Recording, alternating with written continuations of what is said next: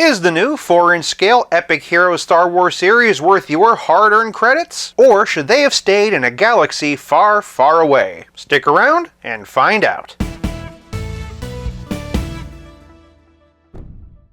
Starting with the packaging, and they come in bright, colorful blister cards. On the side of the bubble, you'll notice this is part of the Epic Hero series. That's the same as that new Spider-Man line we looked at recently. From a brand synergy standpoint, it's interesting to see Hasbro have the same banner for Star Wars and Marvel, though to be fair, both of them are owned by Disney. But the Epic Hero series is listed as being 4-inch scale, so I'm very curious to see if these really are 4 inches, and if so, how well will they scale with our 3 3/4-inch Star Wars collection. First things first, and here we have Luke. Not the best likeness in the world, but I can see it. In its defense, though, this figure is based on Book of Boba Fett, which didn't exactly have the best Luke Skywalker likeness either. Flipping around, we see what the figure's supposed to look like, and we also get a little bio. A little bio and a lot of legal. In no particular order, next we have Darth Vader. This style of artwork really lends itself to all the highlights and shadows of the armor. Same thing with the Stormtrooper. Also, I'm happy to report that it's the classic version. Another armored character, Mandalorian, looks great. Again, all the reflections of the metal really lend themselves to this style. Here we have Ahsoka. Likeness-wise, this is definitely stronger than Luke. And lastly, here we have Grogu. As a jumping on point for new collectors, this is a great start. And for packaging, I'm giving these Star Wars figures 5 points. Moving on to presentation, and they are indeed a 4-inch scale, ranging from 1 inch with Grogu to 4 1/4 with Vader. There is so much Star Wars product out there that I absolutely cannot keep up with all of it. That said, I'm judging them based on the merit of what's in front of me and not what's come before. Starting with Mandalorian, and all the broad strokes are there. We have all the wonderful geometry of his helmet, as well as his armor, including his insignia. What you'll quickly notice about these figures is that the sculpted details are all there, but the paint jobs are fairly simple. Moving his cape aside, you'll also notice that all these figures have peg holes in their backs. For Mando, I expect that that's to accommodate a jetpack. Obviously, Grogu doesn't have that. He does have a peg hole for his foot, though. Coochie coochie coo! For only being 1 inch tall, this thing does have a lot of nice detail. Just look at that smiling face, all ready to eat some fish lady's eggs. Another reason why I find myself questioning reuse is because of all the detail in Ahsoka. Looking at Mando, the basic lines are there, but we don't really get any texture. Ahsoka, on the other hand, has lots of texture. Zooming in enough to fill the screen, and I don't really know how strong that likeness really is. The markings and paint are nice and crisp. Paint-wise, there really isn't that much more to speak of. I do like all the detail in her belt, though. I also like the little ninja toe in her boots. As for Luke, again, this is the Book of Boba Fett version. Would have been easy for them to cheap out and just do Return of the Jedi Luke, so I'm glad that they didn't do that. I will say this does look more like Mark Hamill than Ahsoka looks like Rosario Dawson. And if I can just say how impressed I am that they were able to paint both the pupil and the iris on his eyes. Again, this is very small. But also, again, you can see what I'm talking about regarding texture. Side by side, they both look good and good together, but there is a difference. As for the Stormtrooper, of course, its strength is its simplicity. All the armor bits are nice and finely detailed.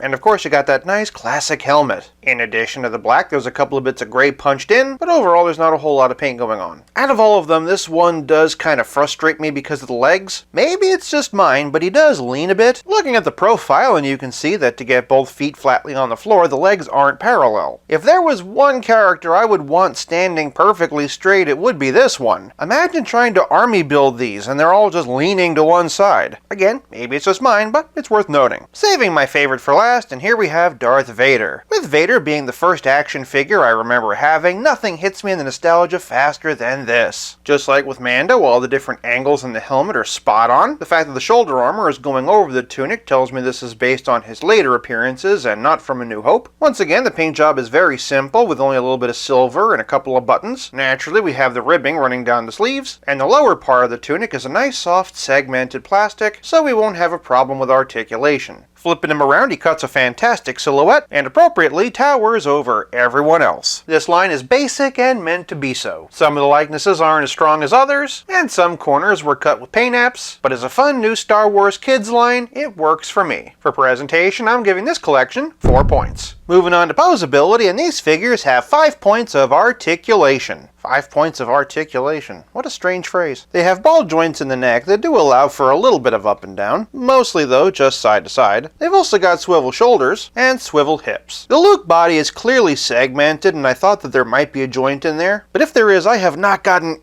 anything out of it. And of course Grogu, being a little baby, only has 3 points. That includes his head and swivel shoulders. Alas, with no extra arm articulation, Ahsoka cannot stand around with her arms crossed looking smug. Even so, the limitation is by design, and I do want to take that into consideration, and given the scale, I do think that some of what they've accomplished is rather impressive. They're not as articulated as the Epic Hero Marvel figures, but I expect that's to do with likeness rights and just Star Wars licensing fees. Taking all of that into account, and for posability, I'm giving Epic Hero Star Wars 4 points. Before we continue, if you like this video, do me a favor and give it a like. I don't normally do Star Wars videos, and unfortunately the YouTube algorithm doesn't really like it when you do anything different. Your likes would really help to make sure that more people see this. Moving on to playability, and each character comes with an accessory or two. Ahsoka has her dual white lightsabers. Naturally, Luke has his green one. I really appreciate not just the sculpted detail, but the fact that they went in and added the black. But hey, remember these peg holes on the back? For Luke, that's to accommodate this basket. Remember, this is Luke from Book of Boba Fett, which means carrying around Grogu. The fact that they picked out the figures in the wave to accommodate this is very clever, and definitely adds more play value. As for Grogu himself, he comes with his pram. Mork calling Orson.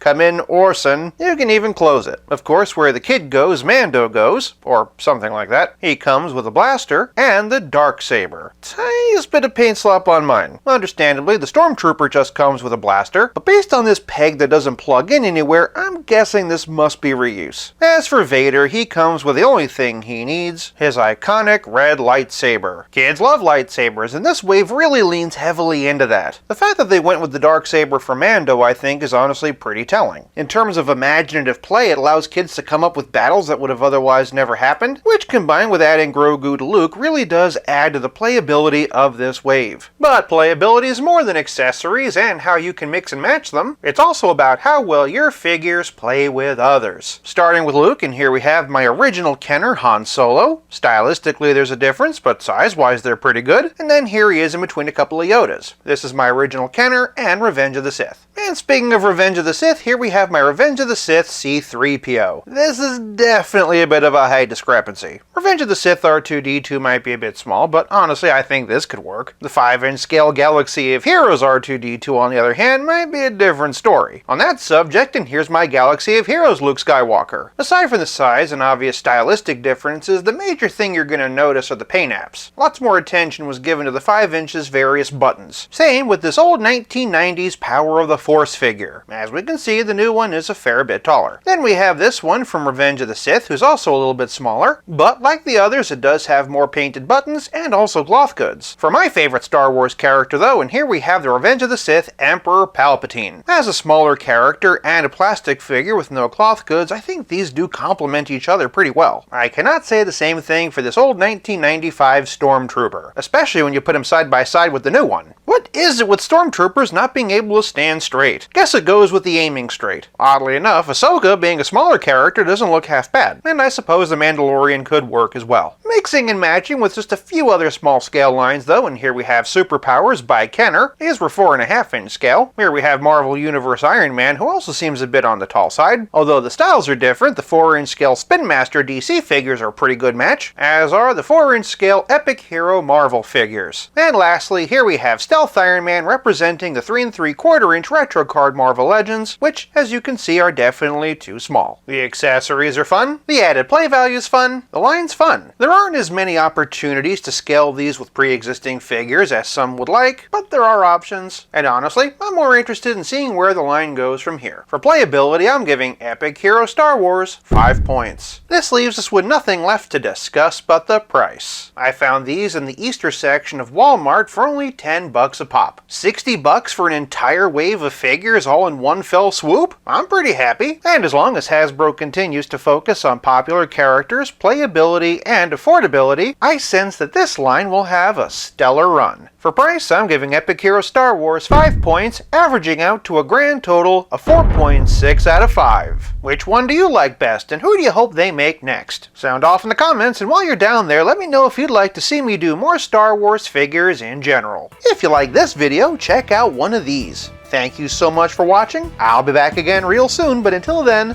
play nice and have fun.